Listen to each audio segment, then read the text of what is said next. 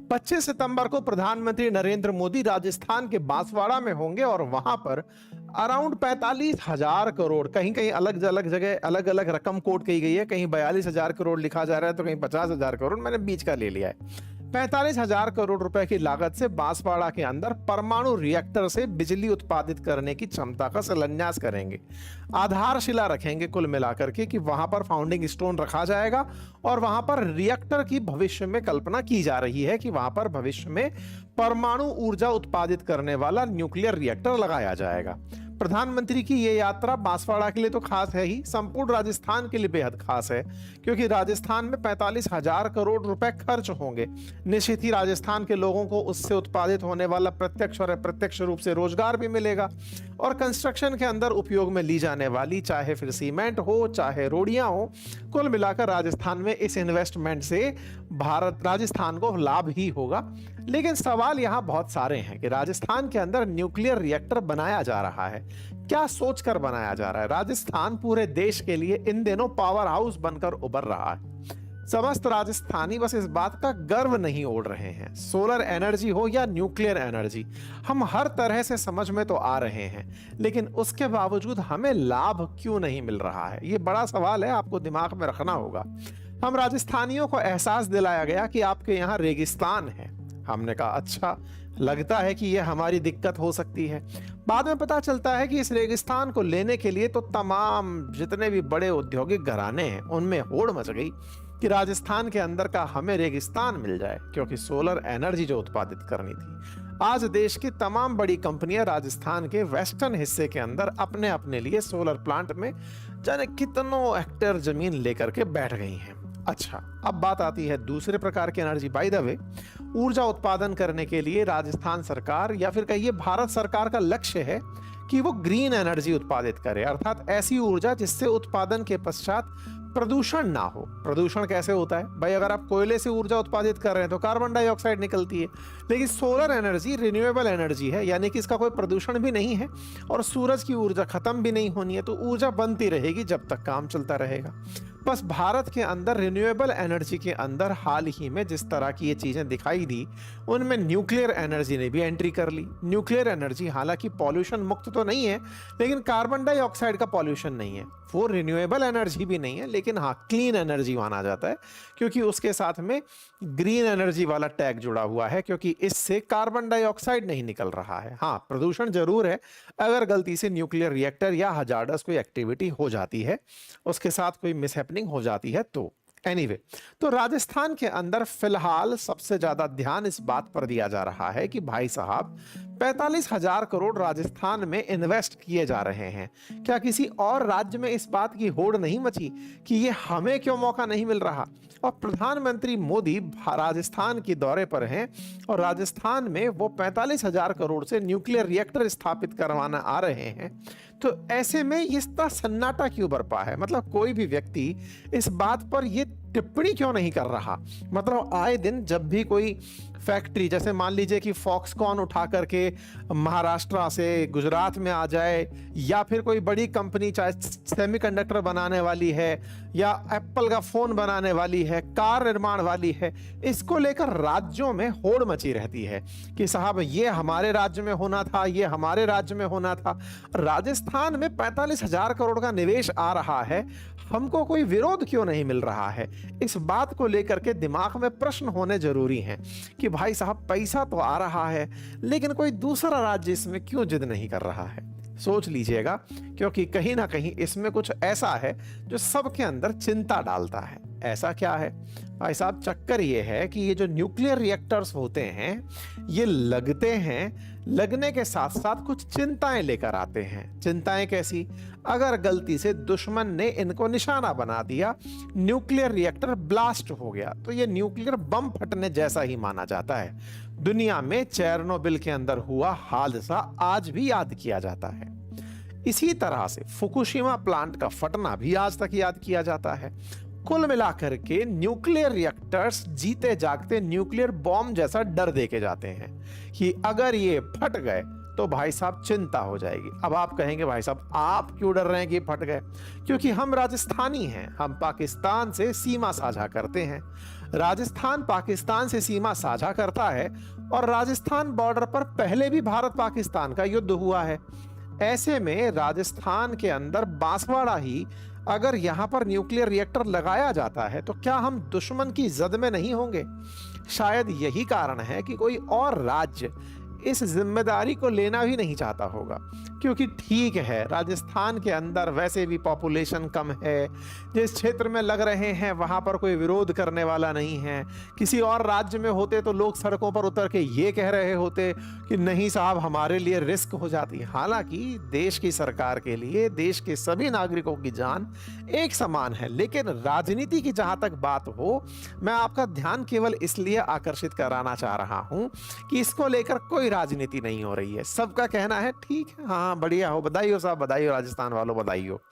Anyway, Rajasthan हो या देश हो, राज्य सरकार हो या केंद्र सरकार हो, सभी के लिए सबसे पहली प्राथमिकता देशवासियों की, राज्यवासियों की सुरक्षा ही होती है। आज हम आपको वो भी बताएंगे कि कैसे ये रिएक्टर बनाया जा रहा है ताकि आपकी और हमारी जान को कोई दिक्कत ना हो।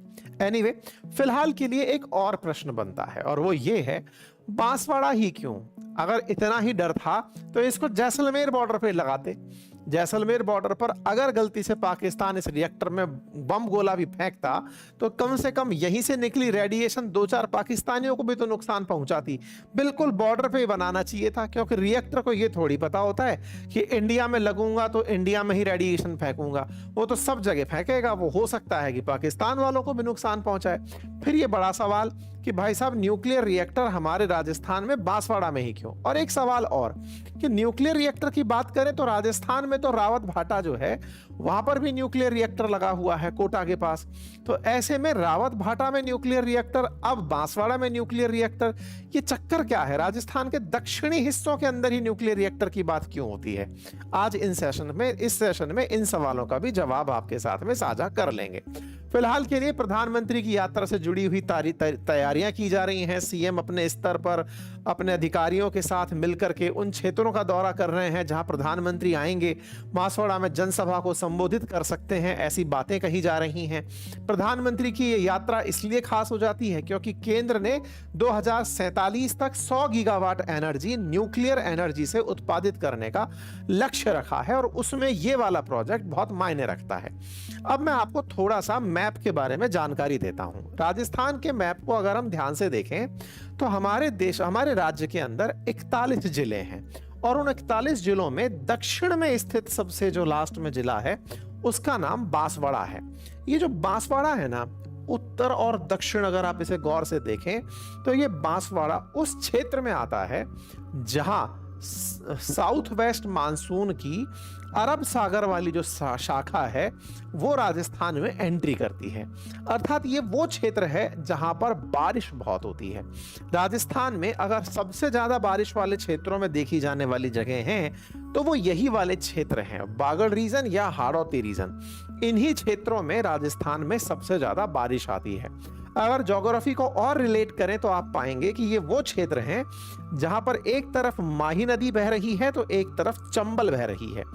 दोनों ही नदियां अपने साथ बहुत सारा जल लेकर चलती हैं।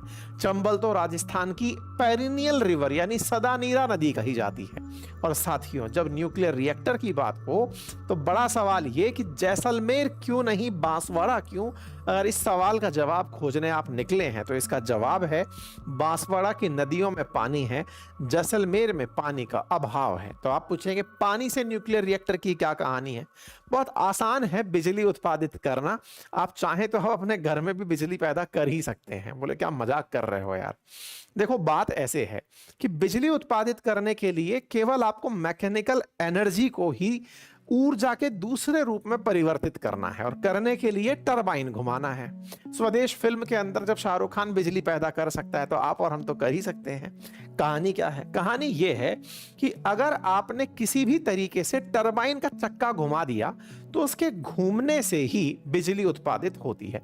दुनिया के जितने भी प्रकार आप बिजली के देख रहे हैं उनमें मेजॉरिटी यही तरीका होता है। अगर आप पानी के गिरने से बिजली उत्पादित होती हुई देखते हैं, जैसे हाइड्रो इलेक्ट्रिक कहते हैं, उसमें भी गिरते पानी से टरबाइन घुमाया जाता है। बस टरबाइन से मैकेनिकल ऊर्जा से इलेक्ट्रिक एनर्जी उत्पादित कर ली जाती है।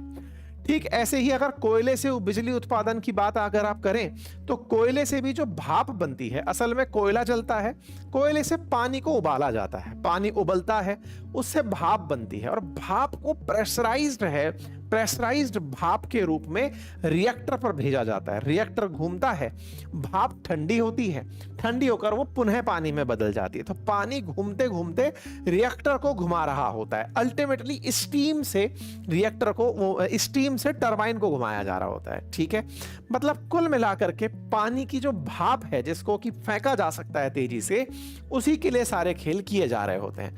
न्यूक्लियर रिएक्टर में भी यही है। न्यूक्लियर रिएक्टर के अंदर नाभिकीय विखंडन से जो ऊर्जा उत्पन्न होगी, उस ऊर्जा से पानी को उबाला जाता है और उबला हुआ जो पानी है उससे बनी हुई भाप टरबाइन को घुमाती है और टरबाइन से बिजली उत्पादित होती है। कुल मिलाकर जरूरी क्या है? दो चीजें जरूरी हैं। पहला, जो चीज ऊर्जा उत्पादित करे यानी जल करके ऊर्जा निकाले। एक तरफ कोयला था तो दूसरी तरफ न्यूक्लियर फ्यूल था। न्यूक्लियर फ्यूल यूरेनियम है, उसको तोड़ करके नाभिकीय विखंडन से ऊर्जा उत्पादित करनी है। बस उस ऊर्जा से बिजली बनेगी, मतलब उस ऊर्जा से भाप बनेगी और वो भाप ही टरबाइन को घुमाएगी। यही काम हम लोग करते आ रहे हैं रावत भाटा में, जहां रावत भाटा के अंदर चंबल पर बने बैराज से ही ये सारा काम किया जा रहा है। ठीक इसी प्रकार से कोटा के अंदर जो थर्मल पावर प्लांट है, वहां पर कोटा बैराज का जो पानी है उसको भाप के रूप में यूज किया जा रहा है। ऐसे ही बांसवाड़ा के अंदर एक डैम है जिसका नाम है माही सागर, और उसी बांध के ऊपर साथियों, उसी बांध पर ही जो पानी है, उसी पानी से प्रेशराइज्ड हैवी वाटर रिएक्टर चलाया जाएगा। तो कुल मिलाकर के बांसवाड़ा का चयन दो तरह से हुआ। पहला, ये तो एक तरह से सुरक्षित डोमेन में है, मतलब उस क्षेत्र में है जो कि बॉर्डर से दूर है। दूसरी सबसे बड़ी बात, क्या पानी बहुत है, पानी का साधन होना ही यहाँ की सबसे बड़ी सही स्थिति बन करके निकल कर आता है, और माही के ऊपर बना हुआ डैम ही इसकी सबसे बड़ी उपयोगिता सिद्ध करता है। ठीक है, तो उम्मीद है कि आपको ये बात समझ में आई। अब बात आती है कि माही पर बनने वाला ये जो माही बांसवाड़ा राजस्थान परमाणु बिजली घर है, ये राजस्थान का दूसरा परमाणु बिजली घर होगा और देश का 27वां परमाणु बिजली घर होगा। कहा जा रहा है कि ये बहुत सुरक्षित बिजली घर होगा। आने वाले समय में बांसवाड़ा की ये परियोजना राजस्थान की कुल आवश्यकता की 20% बिजली की आपूर्ति करेगा। इस बारे में सबसे पहले 2023 में ही एग्रीमेंट साइन हो गया था एनटीपीसी और एनपीसीआईएल के द्वारा न्यूक्लियर पावर उत्पादित करने के लिए। यह जॉइंट वेंचर होगा जो कि Chutka Madhya Pradesh atomic power project के साथ और Mahi Banswara Rajasthan atomic power project के साथ कंप्लीट किया जाएगा। बांसवाड़ा से मध्य प्रदेश का बॉर्डर साझा होता है और वहीं पर चुटका Madhya Pradesh atomic power project बनाया जा रहा है। जो बनेगा वो 700 मेगावाट की 2 यूनिट पैदा करेगा, और दूसरा जो माही बांसवाड़ा वाला राजस्थान के अंदर प्रोजेक्ट है वो 700 मेगावाट की 4 प्रोजेक्ट बिजली पैदा करेगा। तो एक प्रकार से प्रधानमंत्री जिस परियोजना के लिए आ रहे हैं वहां से वो मध्य प्रदेश के लिए भी एटॉमिक एनर्जी का काम करके जाएंगे। तो हो सकता है मध्य प्रदेश के मुख्यमंत्री भी इस कार्यक्रम के अंदर शरीक हो। मोहन यादव भी आपको इस कार्यक्रम के अंदर दिखाई दे जाएं, क्योंकि एक साथ 2 कार्यक्रमों का शिलान्यास किया जा सकता है। ठीक है साहब, तो कुल मिलाकर के राजस्थान को 2800 मेगावाट बिजली मिलने वाली है। उसके लिए ये 4 बड़े बड़े डोम बनने हैं। चारों डोम एक बार में ही काम करने शुरू नहीं हो जाएंगे। चारों डोम की कुल लागत 45,000 करोड़ बताई जा रही है, लेकिन इनके बनने में पहला जो डोम बनकर तैयार होगा, पहली यूनिट जो 700 मेगावाट बिजली उत्पादित करेगी, वो 2031 के अंत तक तैयार होगी। दूसरी उसके 6 महीने बाद अस्तित्व में आएगी, तीसरी उसके 11 महीने बाद, चौथी 2033 तक पूरी होगी। राजस्थान को कुल मिलाकर के 2036 में कंप्लीटली चलती फिरती इलेक्ट्रिक पावर मतलब न्यूक्लियर एनर्जी मिल जाएगी। इस परियोजना को आज से अस्तित्व में आने में 8 साल लगने जा रहे हैं। इसके लिए कुल 623 हेक्टेयर भूमि के अंदर निर्माण कार्य किए जाने हैं। रोजगार के अवसर की अगर हम बात करें तो 20,000 लोगों को अप्रत्यक्ष रूप से इससे रोजगार मिलने की उम्मीदें जताई जा रही हैं। 2036 में जब ये पूरी तरह ऑपरेशनल हो जाएगा तो कहा जा रहा है कि इसकी वजह से प्रदेश में 5900 मेगावाट बिजली का कुल उत्पादन होने लगेगा, क्योंकि 700 के हिसाब से 2800 मेगावाट केवल यही माही से उत्पादित होने वाला बिजली करेगी। अब सवाल आता है सब बिजली बन गई। जैसे राजस्थान के अंदर राजस्थान की बिजली के लिए विद्युत वितरण निगम लिमिटेड है, जयपुर, जोधपुर, अजमेर, इस प्रकार से उत्पादन के लिए निगम बने हुए हैं। इसके लिए कौन से निगम है? तो इसके लिए nuclear power corporation of India है, जो कि देश में जितने भी न्यूक्लियर पावर प्लांट्स हैं उनसे उत्पादित होने वाली बिजली का पूरी तरह से नियंत्रण स्थापित करती है। इस काम में सहयोग कौन दे रहा है? एनटीपीसी। असल में एनटीपीसी भारत की एक महारत्न कंपनी है। इसका ओरिजिनल काम तो था कि ये कोयले से उत्पादित बिजली करना चाहती थी, लेकिन कोयला को जैसे जैसे आउटलाइन किया गया कि सब अब इसको हटा दो, काम में नहीं आएगा क्योंकि कोयले से पॉल्यूशन बढ़ता है, तो ये लोग धीरे धीरे अब उतर के चले आए हैं सोलर एनर्जी में, सोलर से अब उतर गए हैं न्यूक्लियर एनर्जी में। खैर, ये सब चीज हुई। अब सवाल है कि सर ये तो एक तरीके से हल्की फुल्की चिंता भी देता होगा, क्योंकि लोगों के मन में आता होगा कि यार कल को कुछ हो गया इस प्लांट में तो हमारे तो दिक्कत हो जानी है, दिक्कत हो जानी है, ये तो बात सच है। ऐसे में इस बात के बारे में 2024 में कुछ प्रोटेस्ट की खबर निकल कर आई थी, जब न्यूक्लियर पावर प्लांट का विरोध हो रहा था। लेकिन विरोध करने वालों का असल काम जो था, विरोध का कारण था, वो जमीन देने में विरोध था कि हमारे लोगों को अगर यहां से विस्थापित कर रहे हो तो इनके लिए कोई अच्छी जगह सजेस्ट करो। स्थानीय लोग डिमांड कर रहे थे कि भाई यहां से लोगों को हटाओगे तो कम से कम प्लांट में रोजगार दे दोगे, ये तो बोलो। और राजस्थान के लोगों ने बहुत अच्छे से इस काम को अपने यहां होने दिया। रही बात इस बात की चिंता की कि अगर दुश्मन ने इसे टारगेट कर दिया, तो मैं आपको जानकारी दे दूं कि इस पर अगर मिसाइल का अटैक भी हो जाएगा तो भी इस पर कोई असर नहीं होगा। ये जो आपने डोम देखे हैं ना, इसके अंदर जो दीवारें बनाई जा रही हैं, उन दीवारों में 50 मीटर का गैप है। मतलब दो दीवारें ऐसी हैं, जैसे एक दीवार फिर उसके अंदर दूसरी दीवार, 50-50 मीटर का गैप है, और उसके बीच में एयर प्रेशर क्रिएट किया जा रहा है। और इसको बनाने में 24 लाख क्यूबिक सीमेंट और 10,000 मेट्रिक टन स्टील का उपयोग किया जा रहा है। मतलब अगर मिसाइल भी आ जाए तो भी वो पूरी तरह बेअसर हो जाएगी। तो उम्मीद है अब आपको ये बात क्लियर हुई हो कि इसे माही के ऊपर ही क्यों बनाया जा रहा है, मतलब बांसवाड़ा में ही क्यों बनाया जा रहा है। तो आंसर है क्योंकि यहां पर माही रिवर बहती है। माही रिवर पानी का बढ़िया सोर्स है, उसकी वजह से यहां पर मतलब डैम बना हुआ है, और उस डैम के पानी को उपयोग में लेते हुए बांसवाड़ा के अंदर इसका निर्माण किया जा रहा है।